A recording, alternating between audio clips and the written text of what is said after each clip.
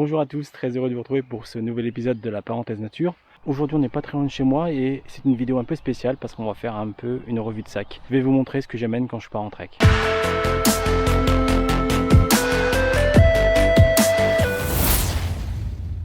Alors ça commence par le bâton de rando.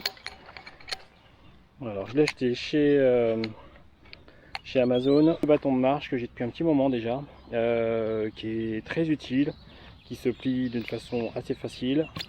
Hop, hop, on les plie pareil de la même façon.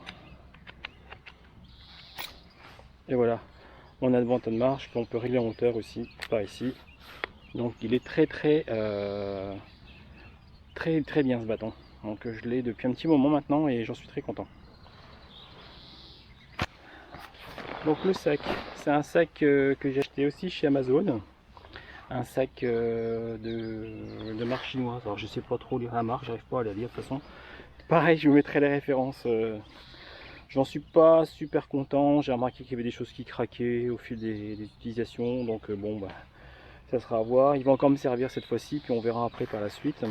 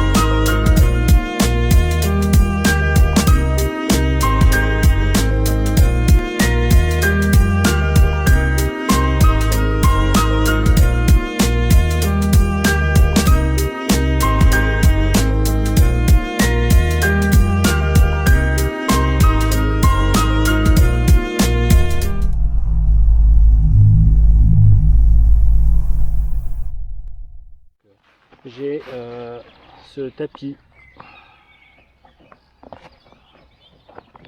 c'est un Quechua, donc chez Decathlon. Alors tapis de sol tout simple. Hein. Alors c'est pas mon matelas pour dormir parce que j'ai d'autres choses, je vais vous montrer ça. Alors dans la tête du sac il y a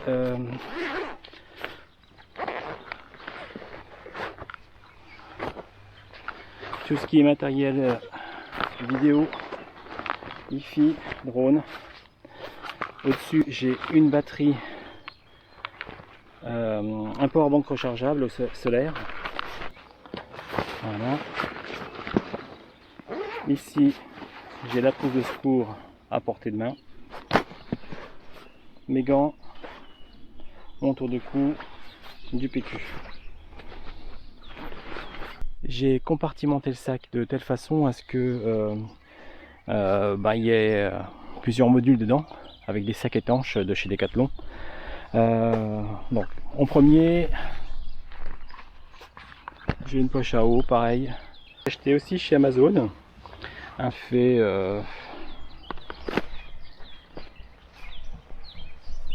elle fait à peu près 2 litres.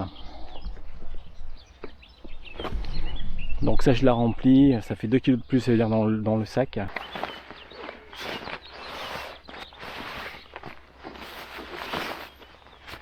J'ai un premier sac étanche pour tout ce qui est vêtements de rechange.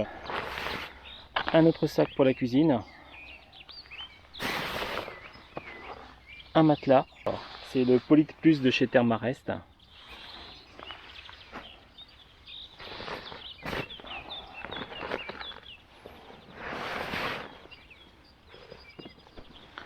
Un sac de couchage, ma nouvelle toile de tente, une Nightcats ultra légère, elle fait à peine 900 grammes, une bâche classique que j'ai découpée aux dimensions du fond de la tente, un petit oreiller gonflable, et ici dans le bas du truc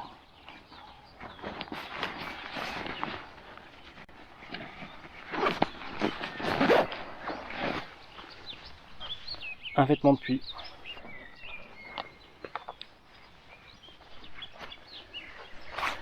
Une gourde filtrante de chez Philips, parce que je n'ai pas pu trouver de cartouche chez Decathlon pour ma gourde filtrante que je m'étais acheté l'année dernière. Ils ne vendent pas de cartouches. C'est en rupture de stock, on peut pas en avoir, c'est une galère. Donc pour le prix d'une cartouche de chez Decathlon, j'ai cette gourde Philips qui a un filtre pour filtrer tout ce qu'il faut quand on s'en va comme ça.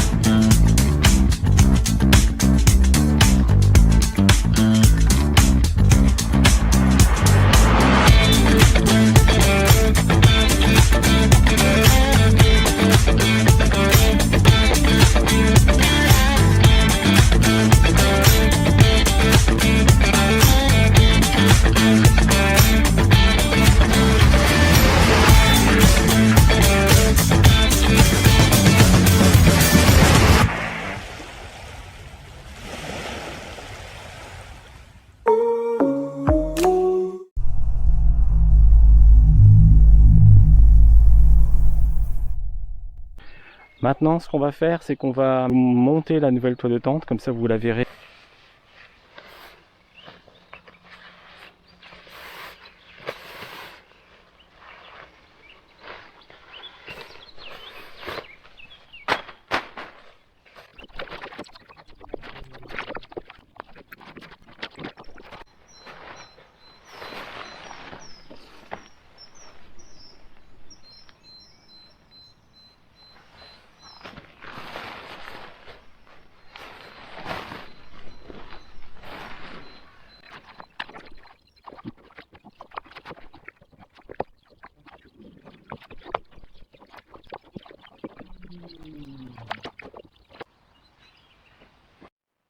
Voilà grosso modo ce que ça donne une fois monté.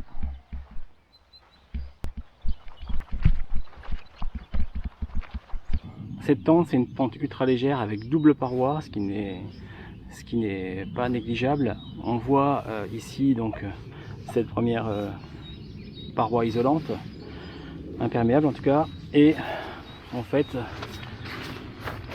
si on le souhaite, la nuit on peut juste fermer la moustiquière et on est tranquille. On n'a pas besoin de rabattre la deuxième partie de la toile de tente. Ce qui me plaît plus par rapport à la précédente, c'est qu'évidemment c'est pas un tunnel, et qui dit pas un tunnel dit je peux m'asseoir dedans en fait. L'autre c'était impossible. D'ailleurs je vais la monter et on verra la différence en termes de place dans cette toile de tente tunnel qui était monoparoi, certes qui m'a coûté que 60 balles, donc évidemment on ne peut pas exiger d'une toile de tente qu'elle fasse des miracles à ce prix là.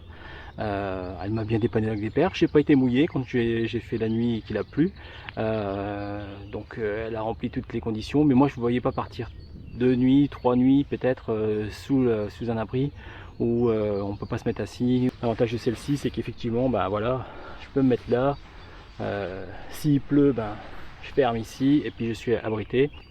Donc ça c'est le gros point gagnant de cette toile de tente. La légèreté de cette toile de tente, on passe, l'autre faisait 1,3 kg, celle-ci fait 900 grammes, 917 grammes, quelque chose comme ça, je l'ai pesé avant de partir. Donc effectivement on est gagnant, je gagne 400 grammes. Alors je vais peut-être vous montrer quand même l'intérieur. Hein. Allez, venez avec moi. On voit que ça touche pas. En même temps, on est d'accord. Hein. Je suis assis. Moi je fais 1m73. C'est sûr que quelqu'un qui est plus grand que moi, il va pas apprécier du tout cette toile de tente. Donc je peux me retourner dedans en fait, ce que je peux pas faire dans la précédente. Et ça c'est déjà pas mal. Donc on dort comme ça. Hop. Voilà. Et voilà. Alors celle-ci, je sais pas si vous avez vu, je la monte avec mon bâton de marche. Donc c'est la seule chose qui fait tenir en fait la tente en place. Là je l'ai peut-être un peu trop monté, je ne sais pas. Je tire un petit peu vers l'arrière, j'aurais peut-être dû tirer un peu plus tout ça. On est entre mi-chemin entre la toile de tente et le tarp, ce qui est plutôt pas mal quand même comme solution. D'autant plus que toujours pareil, le poids, on est à 917 grammes, 920 grammes quoi. Et donc c'est quand même quelque chose qui est pas négligeable quand on part faire un trek de 3 jours et qu'on a des choses sur le dos. J'ai bien vécu la dernière fois au lac des Perches et c'est vrai que c'est quelque chose qui a été difficile. Alors la toile de tente que j'avais utilisée au lac des Perches, je n'avais pas fait de vidéo, enfin je ne l'avais pas présentée, je voulais la présenter mais c'était mis à pleuvoir et c'était pas la peine donc. Puis j'étais crevé de ma journée, j'en pouvais plus. Donc autant que je le fasse maintenant. Vous allez comprendre pourquoi je la prends pas cette fois-ci. Pourquoi je la garde quand même cependant, parce que ça peut toujours servir. Et c'est vrai que si on part avec Somanine, on peut très bien se dire qu'une deuxième toile de tente pour ranger matos, ça peut pas être négligeable. Elle porte un sac avec la toile de tente en question, un peu d'eau et un peu de bouffe. Moi je prends tout le reste de l'équipement. Et ça peut être quelque chose d'envisageable de prendre une deuxième toile de tente à ce moment-là. D'autant plus qu'elle est très facile à monter, vous allez le voir, beaucoup plus rapide que celle-ci.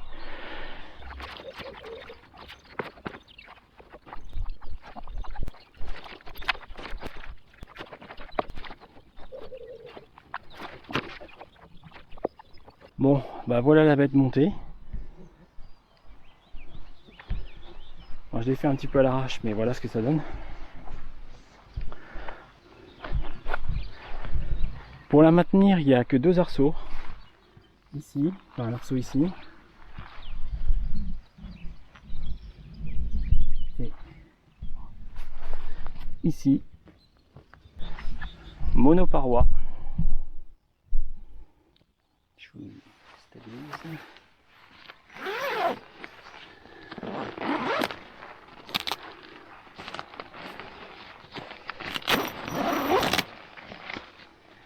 Avec